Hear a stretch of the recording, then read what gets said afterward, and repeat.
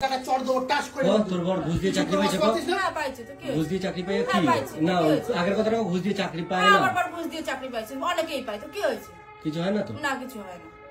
তো এনার বর ঘুষ দিয়ে চাকরি পেয়েছে আর এটা কন্টিনিউ কেসও চলছে। এরপরে এনার বরের ফটোটা আমি অ্যাড করছি। এটা হচ্ছে এনার বর। পিএফ আছে। তো ভিডিও ক্লিপসটা দেখলে মানে মারাত্মক পরিমাণে ভাই বোনের অশান্তি ক্যাচাল, যেটা বুঝলাম যে এই রন যে আছে তার যে জামাইবাবু সে একজন ঘুষখোর, যে কিনা কি বলবো টাকা খেয়ে চাকরি পেয়েছে। এটা ওর দিদি ওর বোনই নিজের মুখে স্বীকার করেছে। সেইটা বলাতে কি উদম মান, আমি অবাক হয়ে গেছি। একজন কমেন্ট আমি দেখলাম, সে বলেছে যে হ্যাঁ রন্দাকে রক্তাক্ত অবস্থা দেখা গেছে। কি অশান্তি, কি অবস্থা, মানে এইসব জায়গা পুরোপুরি কেটে গেছে। মানে আমি তো জাস্ট লিটারালি দেখে অবাক যে বাপরে বাপ কি মারের ঠেলা।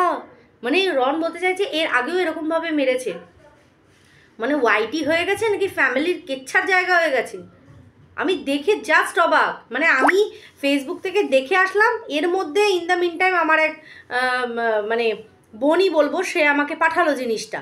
আমি অলরেডি সেটা দেখে নিয়েছি। আমি অবাক হয়ে গেছি যে কী অবস্থা। এরা ওয়াইটি, এরা এই বিষয়গুলো দেখাবে যখন মানুষ যখন এই নিয়ে কথা বলবে, ট্রোলিং করবে, তখনই হয়ে যায় এদের প্রবলেম। ফ্যামিলির কেছেরা ফ্যামিলির মধ্যে রাখতেই পারে না, অল আর কন্টেন্ট। বাট হ্যাঁ, কদিন আগেও আমরা দেখেছি প্রীতিরন কীরকম পরিমাণে নাটক করেছিল। জানি না এটা কতটা সত্যতা আছে, কতটা এটার মধ্যে সত্যি লুকিয়ে আছে। এদেরকে বিশ্বাস করা প্রচণ্ড মানে দায়ভার হয়ে যায়। কারণ এর আগেও যখন এরা দুজনে মিলে নাটক করলো আর একটা চ্যানেল পুনরায় দাঁড় করিয়ে নিল, ঠিক আছে, সেখান থেকে দাঁড়িয়ে এখন আবার জামাইবাবুর কেচ্ছা তুলে নিয়ে এসছে। মেবি এখন বোনের চ্যানেলকে কি দাঁড় করাবে নাকি সত্যি সত্যি এরকম ঘটেছে, অবশ্যই করে দেখব। তো চলো ভিডিও ফুটেজটা বারবার দেখো যে কি অবস্থা। সবাই খুব ভালো থেকো, সুস্থ থেকো।